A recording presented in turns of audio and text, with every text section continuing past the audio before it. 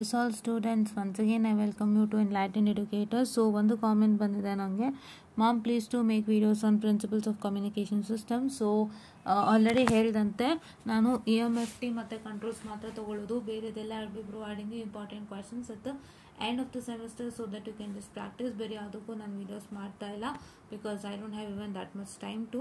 So ಹಾಗಾಗಿ problem subjects ನಿಮಗೆ major issue ಅದೇ ಆಗಿರೋದ್ರಿಂದ ಸೊ ಅದಕ್ಕೆ ಸಂಬಂಧಪಟ್ಟಂಥ ವೀಡಿಯೋಸ್ಗಳನ್ನ ಮಾಡಿ ನಿಮಗೆ ಅದ್ರ ಪ್ರಾಬ್ಲಮಿಂದ ಹೊರತರೋಕೆ ನಾವು ಪ್ರಯತ್ನ ಮಾಡ್ತಾ ಇರೋವಂಥದ್ದು. ಬೇರೆದಕ್ಕೆಲ್ಲ ಅಲ್ಲಿ provide important questions. You don't worry, you can just practice that without fail. ಓಕೆನಾ? ಸೊ ಇದೊಂದು ತುಂಬ ಇಂಪಾರ್ಟೆಂಟ್ ಮ್ಯಾಟರ್ ಆಗಿತ್ತು. ಆ್ಯಂಡ್ ಇನ್ನೊಂದು ಕಾಮೆಂಟ್ ಬಂದಿದೆ, ಅದಕ್ಕೆ ರಿಪ್ಲೈ ಕೂಡ ಮಾಡಿದ್ದೀನಿ.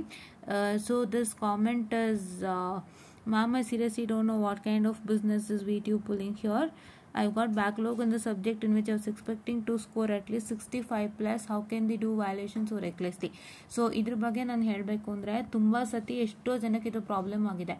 ಎಷ್ಟೋ ಜನಕ್ಕೆ ಏನು ಪ್ರಾಬ್ಲಮ್ ಆಗಿದೆ ಅಂದರೆ, ಅವ್ರಿಗೆ ಚೆನ್ನಾಗಿ ಮಾರ್ಕ್ಸ್ ಬರಬೇಕಿರತ್ತೆ, ಬಟ್ ಏನು ಮಾಡ್ತಾರೆ ಅಂತ ಹೇಳಿದ್ರೆ ಬೇಕು ಅಂತ ಕಮ್ಮಿ ಮಾಡಿಬಿಟ್ಟಿರ್ತಾರೆ. ಆ್ಯಂಡ್ ಅವ್ರು ಇವ್ಯಾಲ್ಯೂಷನ್ಗೆ ಹಾಕಿದಾಗ ತುಂಬ ಜಾಸ್ತಿ ಆಗಿಬಿಡುತ್ತೆ. I have seen this so many times it happen to takes place. And ಇದಕ್ಕೆ ಯಾವುದೇ ಥರ ತಲೆ ಕೆಡಿಸ್ಕೋಬೇಡಿ. ನೀವು ಚೆನ್ನಾಗಿ ಮಾಡಿದ್ದೀರಾ, ನೀವು ಖಂಡಿತ ರಿವ್ಯಾಲ್ಯೂಷನ್ಗೆ ಹಾಕಿ.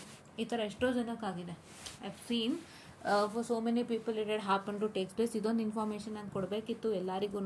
ಸೊ ಏನಾಗುತ್ತೆ ಅಂದರೆ, ಪಾಪ ಜಾಸ್ತಿ ಮಾರ್ಕ್ಸ್ ಬರೋಕಿರುತ್ತೆ, ಬಟ್ ಎಷ್ಟೋ ಸಲ ಅವ್ರಿಗೆ ಕಡಿಮೆ ಕೊಟ್ಬಿಟ್ಟಿರ್ತಾರೆ. ಆ್ಯಂಡ್ ಅವ್ರಿಗೆ ಏನಾಗುತ್ತೆ, ಒಂದು 10 to 12 ಮಾರ್ಕ್ಸ್ ಇಲ್ಲ 14 ಮಾರ್ಕ್ಸ್ ಜಾಸ್ತಿ ಹೋಗುತ್ತೆ ರಿವ್ಯಾಲ್ಯೂಷನ್ಗೆ ಹಾಕಿದಾಗ.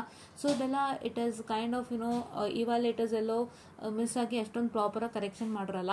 ಸೊ ಬೇರೆ ಇನ್ಯಾರು ಕರೆಕ್ಷನ್ ಮಾಡ್ತಾರೆ, after you apply for evaluation ಅವರು ಪ್ರಾಪರಾಗಿ ಕರೆಕ್ಷನನ್ನು ಮಾಡ್ತಾರೆ.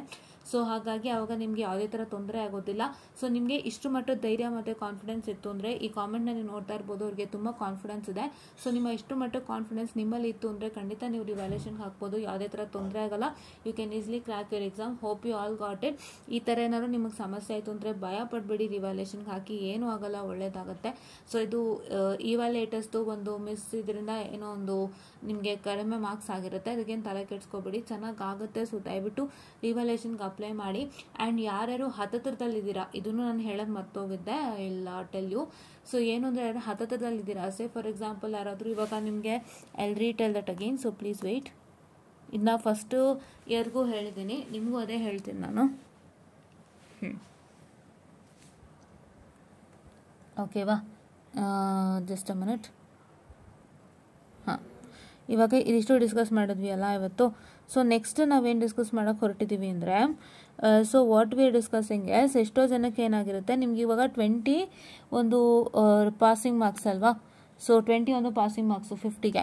ಸೊ ನಿಮಗೆ ಅದಕ್ಕೇನಾದರೂ ನಿಮಗೆ for example if you got 115 ಆಗಿರುತ್ತೆ, 18 ಅನ್ಕೋತೀನಿ, ಪಾಸಿಂಗ್ 18 ಕರೆಕ್ಟ್ 18.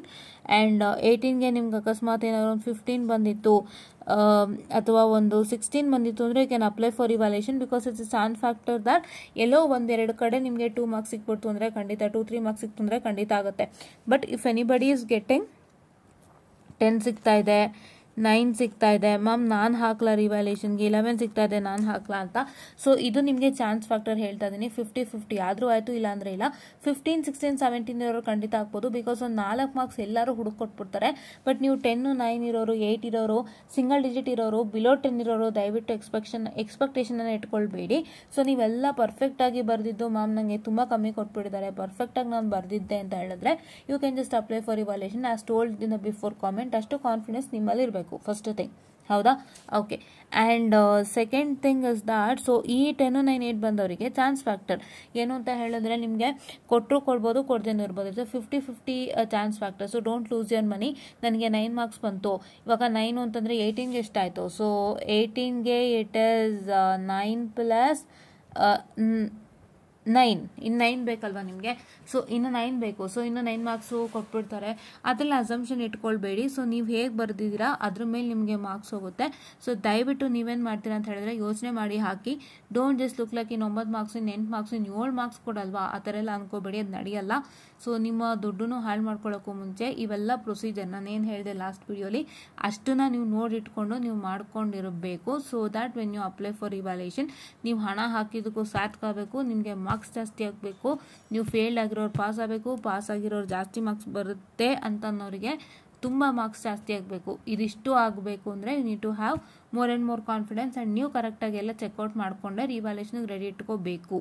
ಆಯಿತು. ಅವ್ರು ಹೇಳೋಷ್ಟ್ರಲ್ಲಿ ಇಷ್ಟು ಕೆಲಸ ಆಗಬೇಕು, ರಿವಲ್ಯೂಷನ್ಗೆ ಅನೌನ್ಸ್ ಆಗೋಷ್ಟರಲ್ಲಿ ನೀವು ಇಷ್ಟು ಕೆಲಸ ಮಾಡಿರಬೇಕು, ಹೌದಾ. So this is what is about to tell you ಅಂತ ಹೇಳ್ತಾ I just wind up the small session. And ಹೀಗೆ ಏನೇ ಡೌಟ್ಸ್ ಬಂದರೂ ಕ್ಲಿಯರ್ ಮಾಡ್ತಾನೆ ಇರ್ತೀನಿ, ಬಿಕಾಸ್ ಇದೆಲ್ಲರಿಗೂ ಯೂನಿವರ್ಸಲ್ ಡೌಟ್ ಆಗುತ್ತೆ. ತುಂಬ ಜನ ಯೋಚನೆ ಮಾಡ್ತಿರ್ತೀರಾ. ಸೊ ಇದನ್ನ ಬೇಸಿಕ್ ಸೈನ್ಸ್ದು ಅಂತ ಅನ್ಕೋಬೇಡಿ, ಇದು ಬ್ರಾಂಚು. ಸೊ ಹಾಗಾಗಿ ಸ್ವಲ್ಪ ಹೆಚ್ಚು ಕಮ್ಮಿ ಎಲ್ಲ ವ್ಯತ್ಯಾಸ ಆಗೇ ಆಗುತ್ತೆ. ಸೊ ಇದ್ರ ಬಗ್ಗೆ ನಾನು ಹಲವಾರು ಅಪ್ಡೇಟ್ ಮತ್ತೆ ಕೊಡ್ತಾನೆ ಇರ್ತೀನಿ. ಸೊ ದಯವಿಟ್ಟು stay tuned and stay connected with me ಅಂತ ಹೇಳ್ತಾ I just wind up the session all guys, and thank you.